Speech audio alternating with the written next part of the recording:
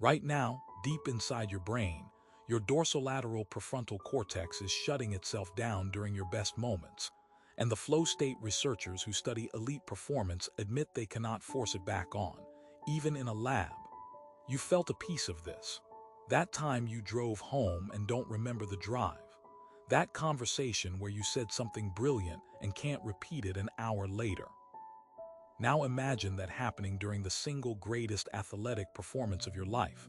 The one everyone else watched, the one that made you a legend for 30 seconds, and you, the person who lived it, walk away with almost nothing. Not because you weren't present, because your brain made a decision without asking you to stop writing it down. Elite athletes describe their best runs, their best shots, their best fights as blank space, blackout brilliance, and the region responsible isn't damaged. It's doing exactly what it's built to do. Here's the mechanism, and it's stranger than it sounds. Your dorsolateral prefrontal cortex is your brain's inner narrator, the part that self-monitors, second-guesses, and files memories into a timeline you can replay later. During ordinary life, it's loud. Under extreme, high-stakes physical performance, something called transient hypofrontality kicks in. Blood flow and activity in that narrating region drop. The self-talk goes quiet. The athlete stops thinking, "I am doing this," and just does it. That's the flow state everyone chases. But the same circuitry that narrates your life is the circuitry that stamps a memory as yours, timestamps it, and stores it for retrieval. Switch off the narrator and the moment happens in vivid, real time and is almost never filed away. The performance was real. The memory of performing it was never built. And here's the part that should unsettle you. The neuroscientists who map this cannot reverse engineer it on command. You cannot flip a switch and enter transient hypofrontality on a Tuesday afternoon to ace a job interview. Researchers can observe it on brain scans after the fact, in archers, in free climbers, in surgeons mid-operation. They cannot reliably trigger it, extend it, or this is the part that matters most for what happened to that athlete's memory, pull someone out of it gently enough to preserve the encoding. It arrives uninvited and leaves without saving your progress. The very state that makes you superhuman for 90 seconds is the state guaranteed to erase itself. Now here's where it gets counterintuitive, and it flips almost everything you've heard about mental performance. Common advice says, stay present, quiet your inner critic, get in the zone as often as possible.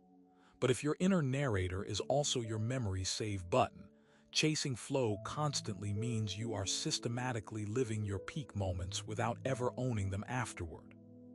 Athletes who train themselves into flow the most often are, statistically, the worst at recalling their signature performances in interviews. It's not humility when a champion says, "I don't really remember it." It's neurology. The very training that makes them elite is quietly stripping their own highlight reel from their memory. So what do high performers who have figured this out actually do? They don't try to stay in flow longer. They interrupt it on purpose for seconds, immediately after. Sports psychologists working with Olympic-level athletes now build in what's called a re-entry window. In the 10 to 20 seconds right after a peak performance, before celebration, before crowd noise, before a coach talks to them, the athlete is trained to consciously narrate the moment out loud or in their head. I felt my weight shift. I saw the gap open. I heard nothing. That act deliberately reboots the dorsolateral prefrontal cortex, forcing the narrator back online just long enough to grab a memory trace before it evaporates. It's not about staying present during the magic. It's about ambushing your own brain the instant the magic ends, before the encoding window closes for good. You can use this tonight, and you don't need to be an athlete. Next time you finish something you're proud of, a hard workout, a great presentation, a moment you nailed under pressure, resist the urge to immediately celebrate or move on. Take 15 seconds. Narrate it back to yourself in plain, specific sentences before anything else happens. What did you see?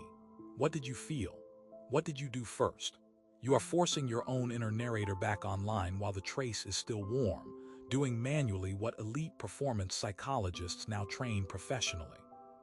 But the dorsolateral prefrontal cortex isn't the only region deciding, without your permission, what you get to keep. There's another structure sitting just beneath it that's been quietly editing your memories for years, and what it deletes might surprise you more than what it saves.